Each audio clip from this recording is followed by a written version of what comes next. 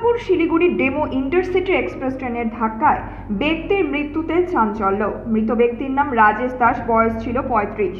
ঘটনাটি ঘটেছে খড়িবাড়ির অধিকারী rail station সংলগ্ন এলাকায়। জানা গিয়েছে, অধিকারী হাট এলাকাতেই শ্বশুর বাড়িতে থাকতেন তিনি। সূত্রের খবর, গতকাল রাত 11টা নাগাদ রেল লাইনের ধারে দাঁড়িয়েছিলেন রাজেশ।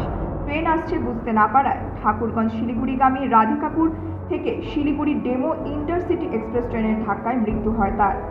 পরে ঘটনার খবর পেয়ে ঘটনাস্থলে পৌঁছয় খড়িবাড়ি পুলিশ এবং রেল পুলিশের আধিকারিকেরা। তারা মৃতদেহটি উদ্ধার করে ময়নাতদন্তের জন্য উত্তরবঙ্গ মেডিকেল কলেজ ও হাসপাতালে পাঠায়। অন্যদিকে কী কারণে মৃত্যু হয়েছে গোটা ঘটনা খতিয়ে দেখছে পুলিশ।